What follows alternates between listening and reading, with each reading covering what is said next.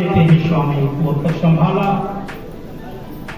आज प्रभु अपने आराधना के दिन में हमें सुरक्षित यहाँ पर खड़ा किया और अपने वचन को बोलने के लिए प्रभु आपने मौका दिया।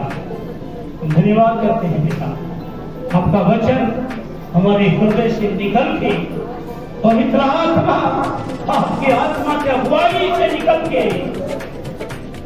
हमारे भाई बहनों के अंदर काम करे और इनके अंदर से वो शक्ति और सामर्थ प्रभु आपके नाम से मिलने पाए और इनकी सारी बीमारियां आपके सामर्थ्य नाम में प्रभु जी से गए में बदल जाए। ऐसे आप और जीत महिमा आपको देते यीशु के नाम से आमीन।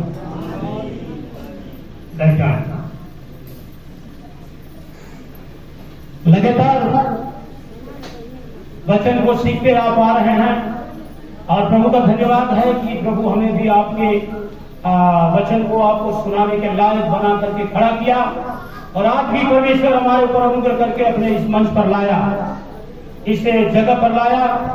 और जैसा मैंने आपको पिछला अतवार बताया था, निराशा से आशा में कैसे आएंगे, उसमें पहला आपको एक पॉइंट में बोला था, प्रार्थना एक ऐसी चाबी है, प्रार्थना एक ऐसी कुंजी है जो आपके सारे बंधन को खोलती है। Hallelujah, hallelujah. उसका दूसरा पार्ट आज मैं आपको बताने के लिए चाहता हूं, उसी में एक कदम और आपको आगे ले जाके बताने के लिए चाहता हूं। और एक दूसरी चाबी है, अगर आप संसार के ताला को देखिएगा, बाजार में ताला लेने जाइएगा तो उसके साथ आज देखिएगा 3-3, 4-4 चाबियां मिलती है। सही है गलत है? तो ध्यान से सुनिएगा, बोलिएगा, कुछ बोलिएगा।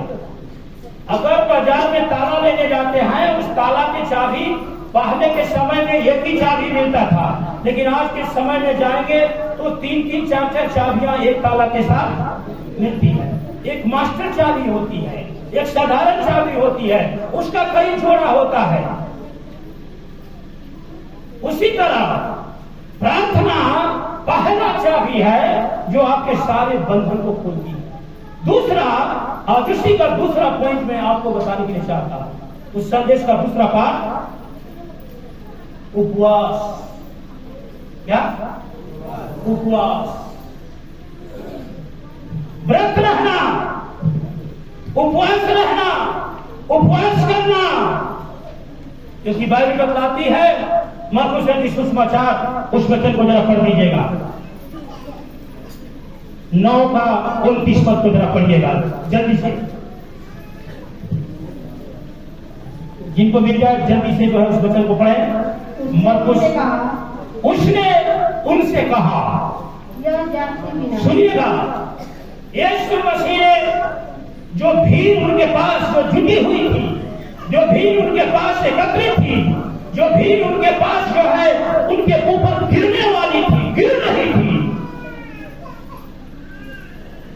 कई लोगों ने कहा, प्रभु जी मैं उस अतवार भी आके दुआ करवाया था, उस दिन भी आके प्रार्थना करवाया था, लेकिन हमारी बीमारी अभी ठीक नहीं हुई, हमारा पेट दर्द ठीक नहीं हुआ, हमारा घुटने का दर्द ठीक नहीं हुआ, हमारा कमर का दर्द ठीक नहीं हुआ, हमारे सिर का दर्द ठीक नहीं हुआ, हमारे अंदर जो घबराहट की बीमारी थी वो ठीक नहीं हुआ, कैंसर की बीमारी थी वो ठीक नहीं हुआ, गिनती की बीमारी थी वो ठीक नहीं हुआ, चर्म रोग की बीमारी थी वो ठीक नहीं हुआ।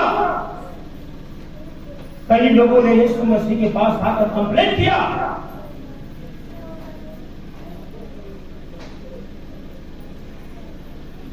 और यीशु मसीह ने उनको पहले से बताते आ रहा था कि धर्मी जन को परमेश्वर भूखे नहीं रह देता है, धर्मी जन की हर लालसा को परमेश्वर पूरा करता है, और धर्मी जन जो भी करता है उसमें सफल होता है। लेकिन कई लोग आके कंप्लेन किए, तब यीशु मसीह ने उस भीड़ से एक बात को कह रहा है, जरा जोर से पढ़िएगा।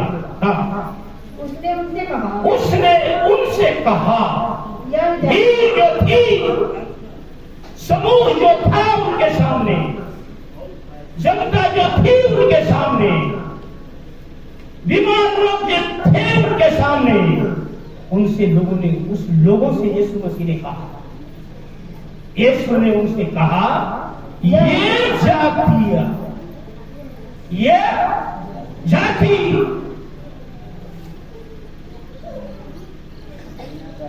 पढ़िएगा, ये जाति बिना प्रार्थना किसी और बिना उपवास किसी और उपाय से कोई उपाय से नहीं निकल सकते।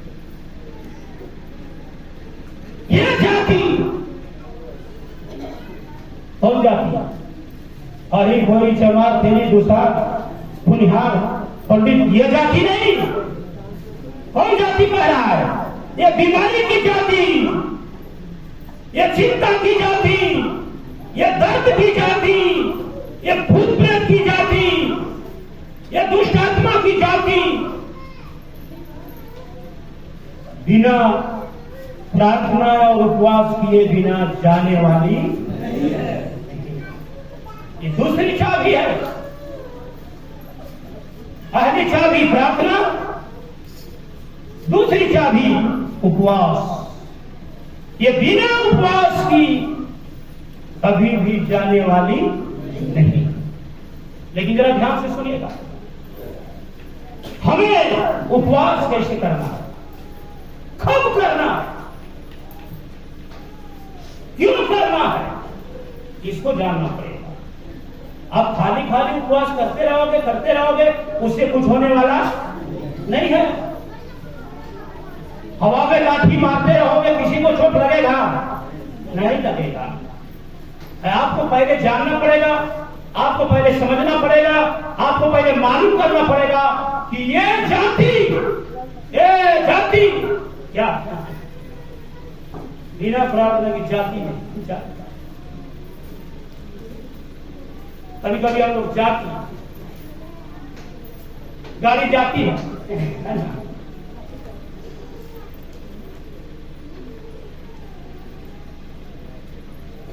ये जातियों से अगर आपको छुटकारा पाना है, दूसरी चाबी आपका उपवास। लेकिन जानना है कि उपवास हमें किस तरह से करना है, कैसे करना है। हम कई बार उपवास करते हैं, कई बार हम जो है उपवास की प्रार्थना में भी शामिल होते हैं, कई बार हम उपवास के व्रत को भी कई दिन तक चलाते हैं। लेकिन हमें और आपको कैसे करना है, कैसे जो है हम प्रभु की आशीष को पाएंगे, कैसे हम परमेश्वर के उस सामर्थ को पाएंगे, कैसे हम जो है परमेश्वर के उस बातों को जो है अनुकरण करेंगे जिस उपवास को यीशु मसीह ने किया। न केवल आपको बताया जा रहा है, न केवल मैं आपको कह रहा हूं कि आप उपवास करेंगे तभी जाएगी। यीशु मसीह के सामने भी समस्या आई कि नहीं आई? आई कि नहीं आई? बोलिए। यीशु मसीह के सामने भी समस्या आई। ध्यान से सुनिएगा। थोड़ा पंखा बंद करो यार, कहां सबको गर्मी लग रही है।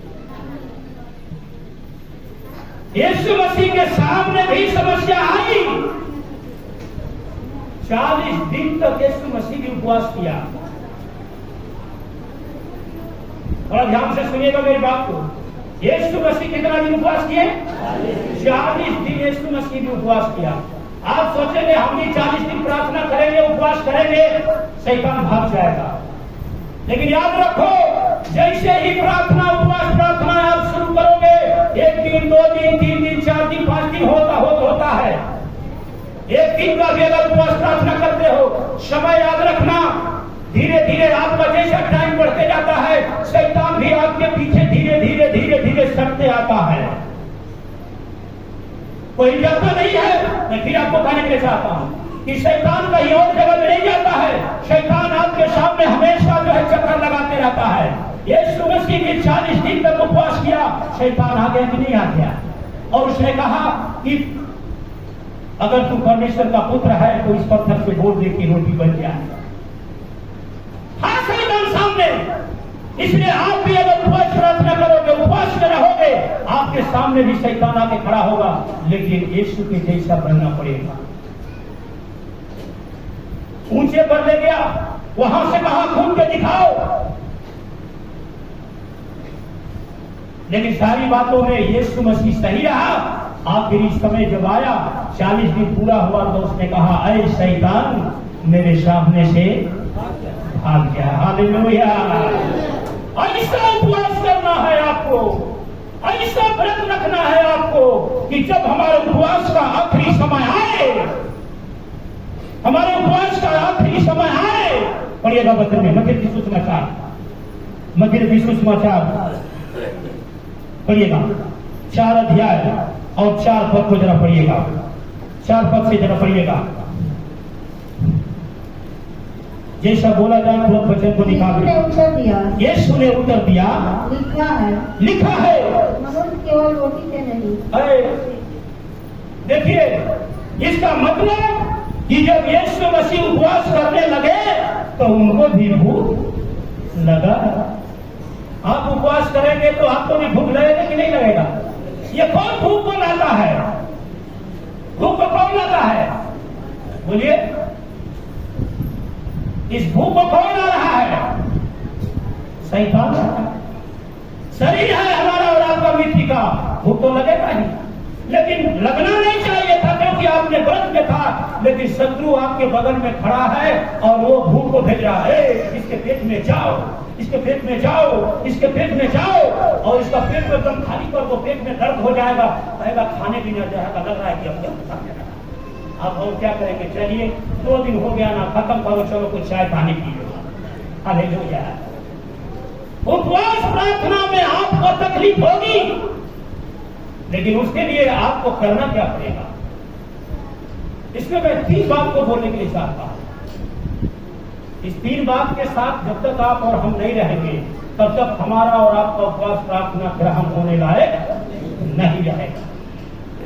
पहला, हमें और आपको पहले उपवास के लिए तैयार होना पड़ेगा। उपवास के लिए क्या करना पड़ेगा? तैयार होना पड़ेगा। कई लोग कहते हैं सर जी हम तो कभी व्रत नहीं रहे, 1 दिन 2 दिन कुछ खाना नहीं है, उपवास रहते थे, लेकिन दोपहर में शरबत पीते थे, दोपहर में केला खाते थे, दोपहर में सेब खाते थे, दोपहर में हलवा खाते थे। ये कौन उपवास है? ये कौन उपवास है? तो हम तो कह रहे हैं कि ये उपवास नहीं, बल्कि ये तो अच्छा भोजन का दिन है आपका। मत खाओ दाल रोटी जो है, रोज केला खाओ, रोज संतरा खाओ, अंगूर खाओ, अच्छा है कि नहीं है? ऐसा पहले आपको तैयार होना है। प्रभु मैं बिना कुछ खाए आपके लिए तैयार हूं, आपके लिए तैयार। अपने शरीर को तैयार करना पड़ेगा, अपने मन को तैयार करना पड़ेगा, अपने जीवन को तैयार करना पड़ेगा। पहला चीज है उसमें तैयारी करना, तैयार होना।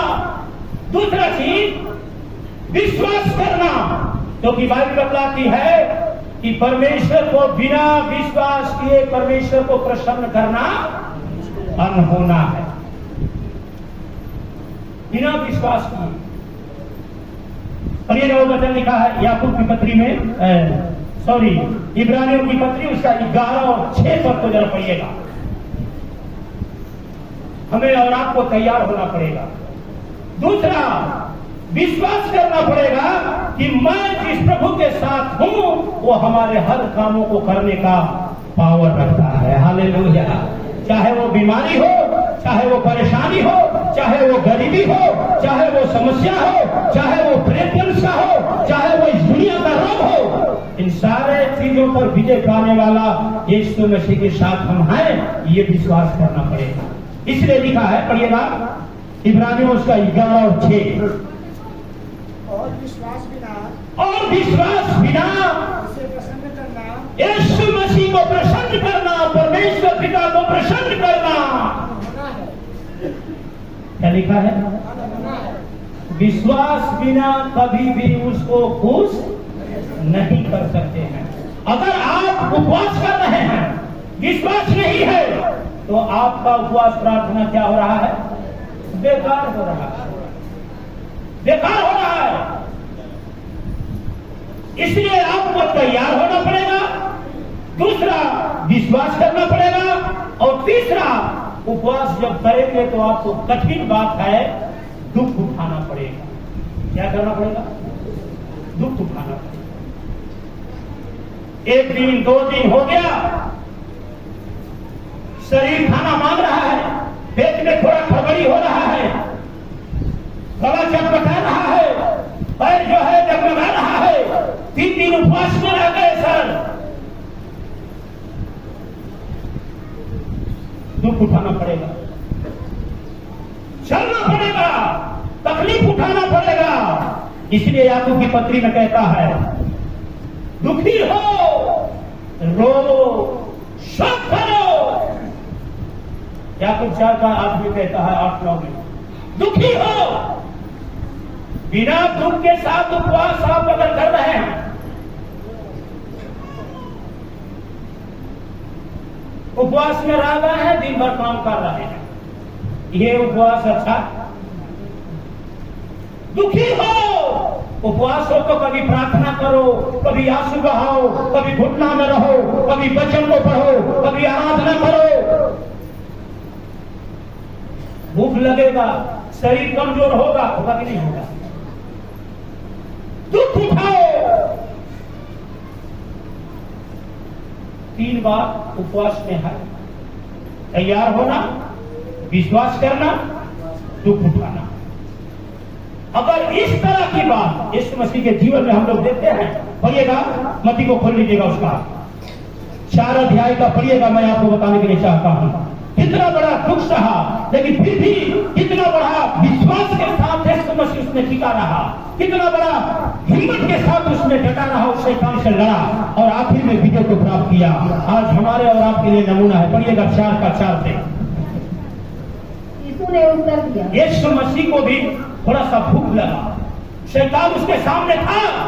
ध्यान रख लीजिए, आप उपवास करेंगे, शैतान आपके सामने रहेगा, कहीं दूर जाता नहीं। ये फिर मैं कहने के लिए चाहता हूं, आप कितना भी बड़ा पास्टर बन जाए, कितना भी बड़ा विश्वासी बन जाए, कितना भी बड़ा जो है प्रार्थना करने वाले बन जाए, ये मत भूल जाना कि शैतान मेरे सामने नहीं है, वो हमेशा आपके अगल बगल में खड़ा रहता है, वो मौका खोजता है।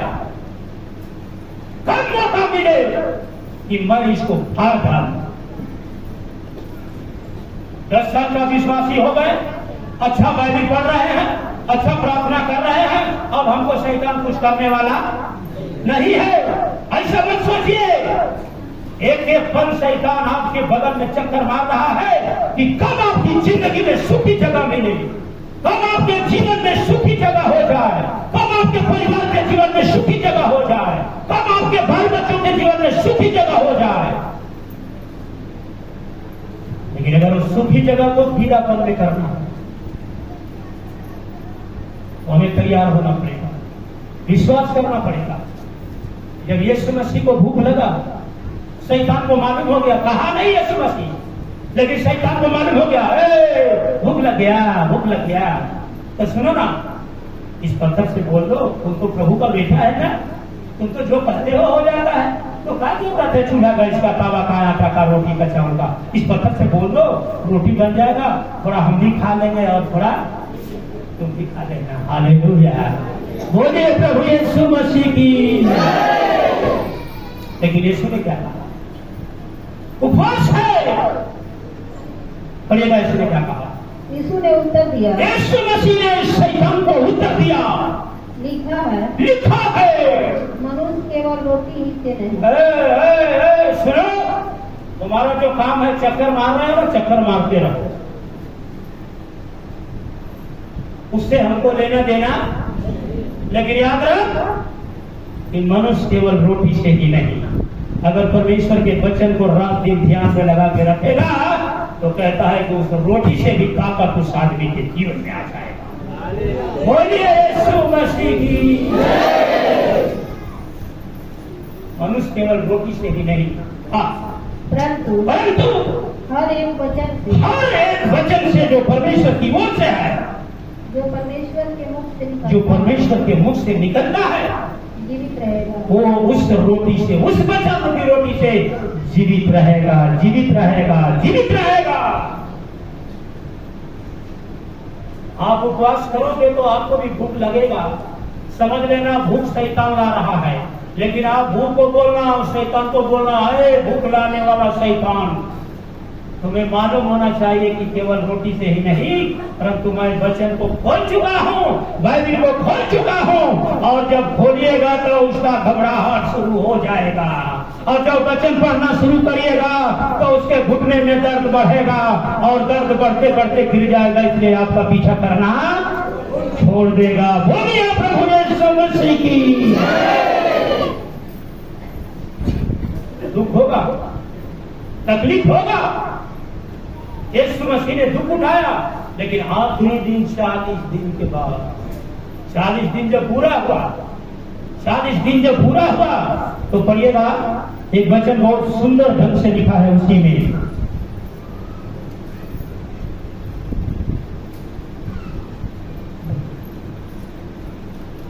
एक सुंदर बात उसमें लिखा है कि जब 40 दिन पूरा हो चुका तब उसने शैतान को डांट करके कहा कि अरे शैतान, तू मेरे सामने से चला जा।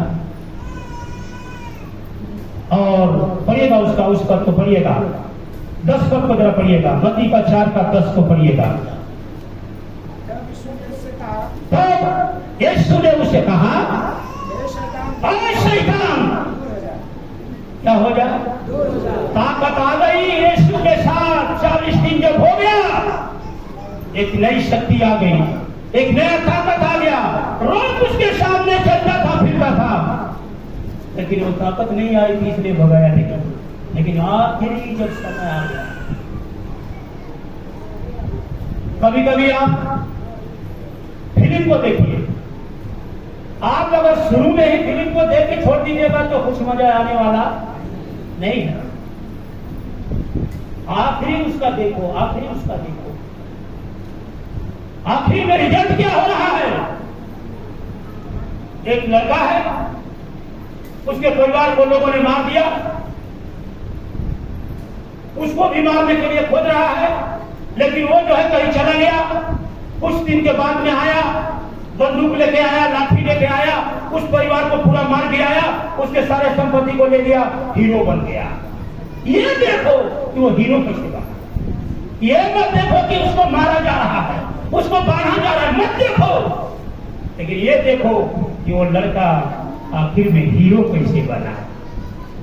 उस हीरो बनने की कोशिश करो। 40 दिन यीशु मसीह के पीछे शैतान घूमता रहा है, अगर घूमता रहा, लेकिन कभी भी उसको प्रभु ने देखा नहीं।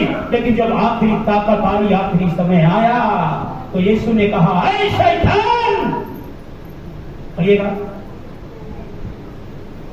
तब यीशु ने उससे कहा, हे शैतान, हे शैतान, दूर हो जा, दूर हो जा, क्योंकि लिखा है, तू प्रभु अपने परमेश्वर को प्रणाम कर और केवल उसी की उपासना कर। तब शैतान उसके पास से चला गया। सब कोई बोलिए, तब शैतान, और तो से बोलिए, तब शैतान उसके पास से चला गया। और देखो जब दूत आकर, कौन आ गया? जब आपके पास सामर्थ आएगी, जब आपके अंदर जब सही उपवास होगा, जब आप सही उपासना करेंगे, जब सही व्रत करेंगे, सही जब उपवास की प्रार्थना करेंगे, तैयार होके, विश्वास करके, दुख उठा के, अगर सही आप उपवास करने के लिए अगर तैयार हैं, तो आपने जो ठाना है कि मैं 3 दिन का उपवास करूंगा, 13 दिन का उपवास करूंगा, 21 दिन का उपवास करूंगा, 40 दिन का उपवास करूंगा, जितना आपसे हो सके, अगर आप जो ठाने हो, शुरू की बातों को मत देखना, दर्द होगा, बीच की बातों को मत देखना, तकलीफ होगा, भूख लगेगा, शरीर कमजोर होगा, दिल दिमाग उड़ेगा, आंख में झपकी होगा, बाइबल पढ़ने का मन नहीं करेगा, लेकिन इस सारी बातों से पार करके यीशु के जैसा अगर सही रहोगे, आखिर आप जो 3 दिन का उपवास करते हो, आखिरी दिन आपको एक ताकत मिलने वाली है। और आप साधारण नहीं, यीशु मसीह 40 दिन जब पूरा किया तो एक ताकत मिला और शैतान को भगा दिया। आज इस समय आपके अंदर से शैतान भागेगा, लेकिन आप तैयार हो जाओ।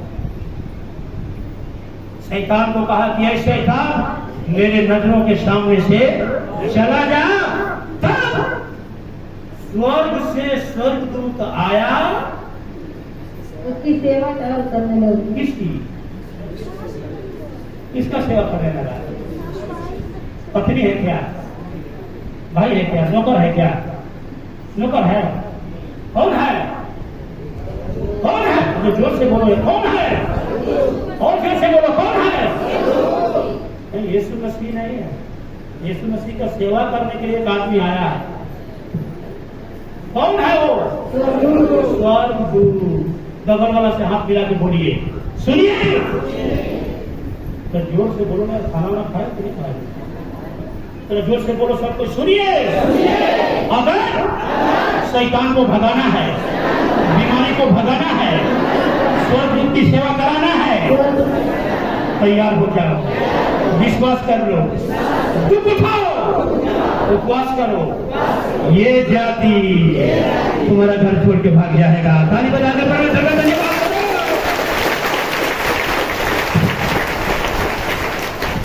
ये जातियां यीशु मसीह काना नगर में चला गया। सबसे सुनिएगा उस कहानी को, आपको मालूम है। मैं आपको बताया, फिर रिपीट करने के चाहता हूं। शुरू की बात मत देखो, आखिरी बात को देखो। काना नगर में शादी के घर यीशु मसीह गए, क्या हो गया? दाखरस फट गया। क्या हो गया? दाखरस। चीनी डाला गया था, नींबू डाला गया था, रुआवजा डाला गया था, तरह तरह का सेंट डाला गया था। वो दाखरस क्या हो गया? फट गया। तब तक यीशु मसीह आ गए।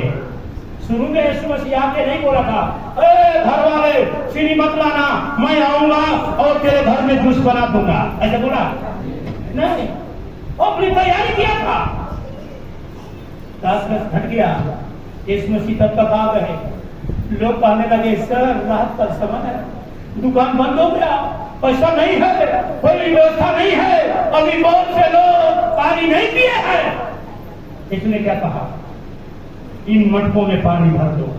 क्या भर दो? ऐसा तो नहीं लिखा है चीनी भर दो। रूहअफ़ज़ा डाल दो, लाल हो जाएगा, पीला हो जाएगा, है ना? इन मटकों में पानी भर दो। और पानी को भर दिया लोगों ने। उसने उसको छुआ और कहा, ये पानी को ले जाके बारात के मालिक को पिला। हालेलुया। ये कौन? अगर आप और हम रहते तो क्या करते हैं? बोलिए। मान लीजिए अगर आपके घर में मैं गया हूं और आपका कोई सामान घट गया, दाखरस आप बनाए, पानी बनाए, शरबत बनाए हैं और घट गया, आप बोलेंगे पास्टर जी आप बता दी क्या करें, अब तो कुछ है नहीं। मैं बोलूंगा एक रोटी पानी लाओ और बोलूंगा ले जाके बारात के मालिक को पिला दो। आप क्या करेंगे? सही बोलेगा, क्या करेंगे? आप दूसरा मेहमान को बोलिएगा ना, वो बोलेगा तू ही ले जाके पिया, तू ही ले जाके पानी पिया, नौकर में चीनी बा, नौकर में कुछ घटे या तो ले जाके पिला दे, तू ही ले जाके पिया दो, हम नहीं खाए दो। लेकिन उस घर के लोग विश्वास करने वाले, क्या करने वाले थे? बोलिए प्रभु यीशु मसीह की। विश्वास करने वाले थे, इसलिए यीशु ने जो कहा उसको उन लोगों ने किया। बारात के मालिक के पास जब लेके वो पानी जा रहा है, आदमी कह रहा है मालिक लीजिए, अभी बाकी थे ना। हाँ, अरे बहुत लोग बाकी हैं, दीजिए ना उनको। बोला पहले आप लीजिए ना, मेरे प्रभु ने कहा है पहले आपको पीना है। हालेलुया। हम और आप रहते तो रास्ता में एक गिलास सीख लेते कि कितना भी लिखा हुआ है। बारात के मालिक को दिया, वो मालिक कम कर रहा है। सुनिए, ये महाराज पहले वाला भी हमने शरबत को पिया था, अभी भी पी रहे हैं। महाराज हमारे मैं गेस्ट बढ़िया बढ़िया जरूर हुए, VIP आदमी वो पहले जो बात खराबे पी रहे हैं और तो बढ़िया आई हो, फिर से पिलाओ। हालेलुया। ताली बजाओ जोर से, पिलाओ।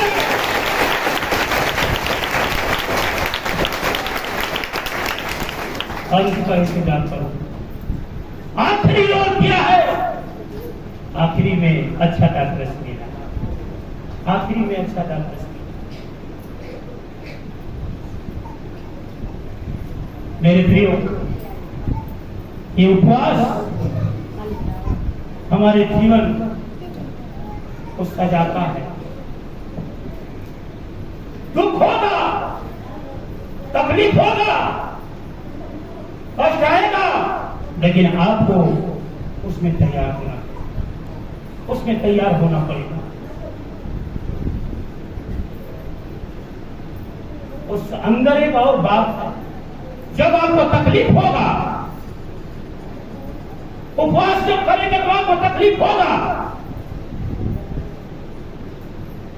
कभी कभी हम लोग क्या करते हैं, उपवास के दिन थोड़ा अच्छा खाना बन जाता है, किसी को मालूम नहीं है, पत्नी खाना बना दिया, आप घर गए तो खाना लेकर आ रही है, ले जाओ ले जाओ ले जाओ, हम व्रत में हैं, क्या है? अरे आपको बोलना चाहिए था, लेकिन हमने नाम से बनाया है, ये आदमी ठीक नहीं है। लेकिन बाइबल बताती है, अपनी जीभ को अपने बस में रखो, अपनी जीभ को अपने बस में रखो।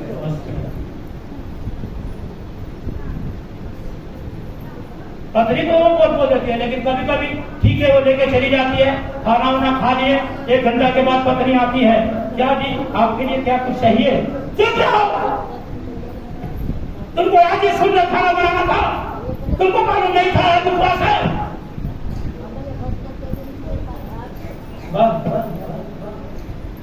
अपनी जीभ को बंद करो, क्योंकि किसके लिए तैयार हो रहे हैं? उस मालिक के लिए, उस मालिक के लिए।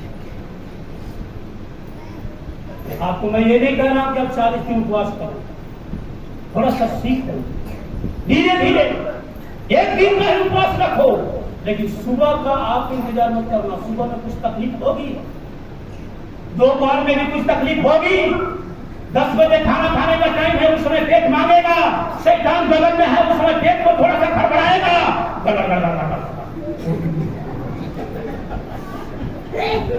आवाज आएगा, लेकिन स्थिर रहो, स्थिर रहो।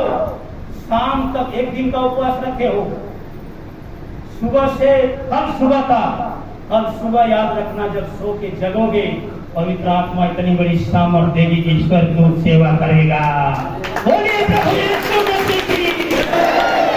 धीरे धीरे धीरे धीरे 2 महीना के बाद 2 दिन का शुरू करो, फिर 6 महीना हो गया, 7 बार हो गया, 3 दिन का शुरू करो, धीरे धीरे धीरे धीरे धीरे धीरे, लेकिन तैयार होके, विश्वास करके, दुख उठा के। एकाएक कुछ होगा नहीं, एकाएक कुछ करेंगे ठीक नहीं हो पाएगा। इसलिए मैं एक गीत एक लाइन गाता हूं। ये प्रार्थना हमको मुक्ति की ओर ले जाता है, शांति की ओर ले जाता है, तसल्ली की ओर ले जाता है। इसलिए एक लाइन उस गीत को मैं गाता हूं, आपसे कहता हूं, लोगों से कहता हूं, तमाम दुनिया के लोगों को सुनाने कहता हूं। मुक्ति का